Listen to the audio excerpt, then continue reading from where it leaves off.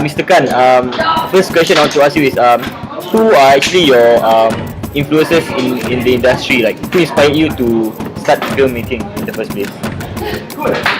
Um, Most of the filmmakers that inspired me, I think you've not heard of. Okay. Like, Quite obscure. yeah, obscure. But the main thing, I guess, is they're from all over the world. Mm-hmm. So some of them inspire me because they have similar circumstances as me. You know, limited resources, lack of opportunity, same economic situation. Some of them inspired me because they found a unique way of doing things. Some of them are a little bit more famous, like Wong Kar Wai. So even without all these, budget, high budget, and resources, they still get to make it big. Yes, Everything. they found innovative ways to deal with the problems that I myself face. So it's kind of like people that go before you. Right. They shine the light. You know how to do things in a certain way, and then you just follow in their footsteps, and you try to innovate and do things differently from them. Okay. So as a filmmaker and director, what to you are the say 5 things that you can't live without? Can be technology. Especially technology, right? Since you need cameras. Okay. So actual physical things are not Physical things. values and Maybe those things too. okay. Or those you think are important to you as in what you do. Okay. Yeah. I think you need to have a good sense of humor. Yeah. Okay. One, you need a camera. Yeah, of course. You need very good sound recording. Sound is actually more important than video. You need the support and love of family and friends. Yeah. And lastly, you would need the support and backing of your country. Yeah, that's important, right? Because we don't really get much, exposure and everything. Right, so, what do you think can be done to help promote or raise the awareness about local talents like you and yourself? Well, film festivals traditionally has been very instrumental in exposing filmmakers to the audience, To the world. Yes. So in Singapore, our most famous film festival closed down for several years. It's starting again this year, That's good, right? so that's a good thing. Hopefully, they do not just have a festival that tries to bring in money, because a lot of the independent festivals have become a money-generating kind of business. Hopefully, it's a festival that is geared towards the promotion of culture. Yeah, so because I think film and these kind of art forms are really capturing the essence of the culture of the people, and it's not something you can measure in dollars and cents. It's all about the art, right? Yeah, but culture is one of the pillars of civilization. Okay. Alright, now moving on to something more personal, right? So what's your favorite thing to do when you aren't writing or producing, maybe shooting a film? I like to watch films, Uh-huh. and I like to spend time with my family. Okay, right. Watching films at the same time, getting inspiration, Yes. right? Okay, Harry, are you okay? yes. Because Okay. they're not okay, we just focus on the How we should do that, right?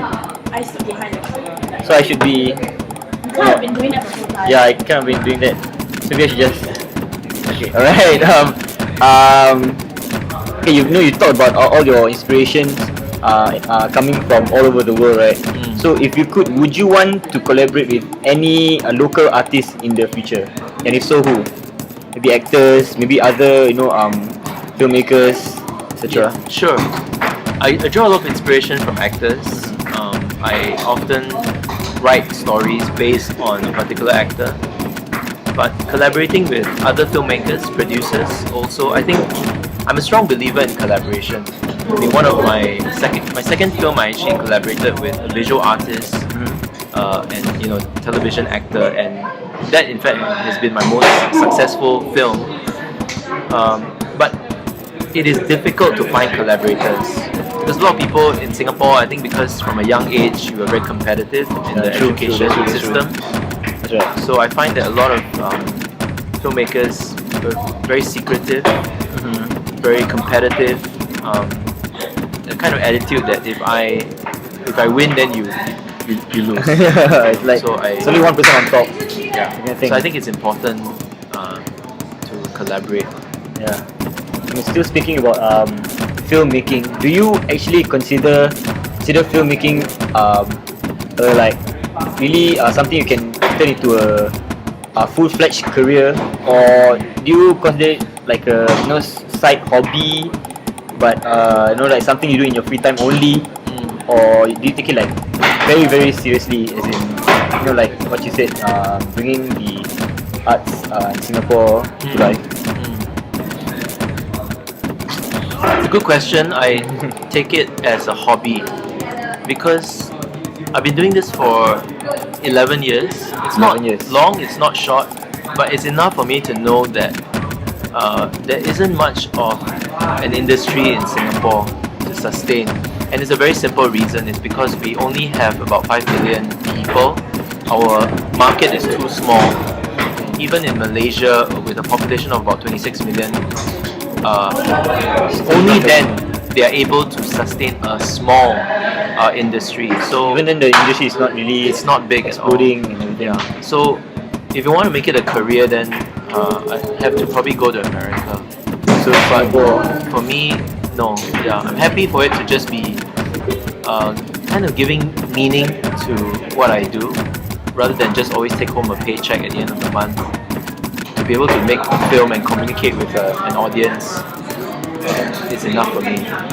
so you've actually not really had an easy time trying to make filmmaking known out there, right? So what would you say was the most difficult part about you getting to this stage right now, where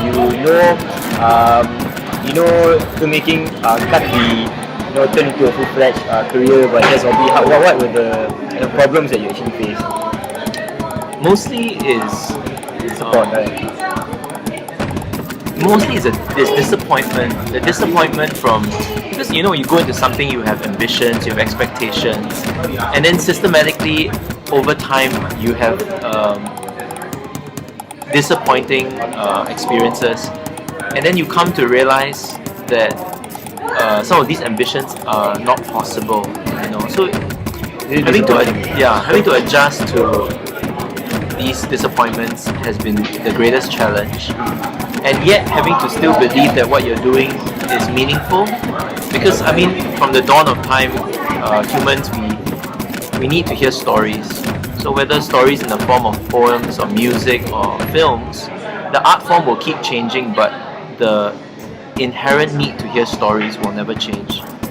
So sticking to that belief that what we're doing is important, and not letting circumstances get us down, that's been the greatest challenge for me.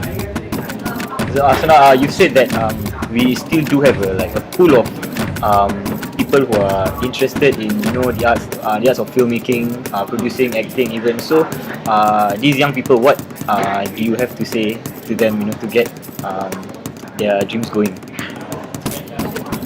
Well, it's not fair for me to tell you to go ahead and throw aside, economic considerations. I've never walked in your shoes, but I have to say that I myself have had financial issues. I couldn't buy lunch. I had The reality a family, but I still did not let those limitations hold me back. I'm one of those that really lived a radical life, and I really took great risks.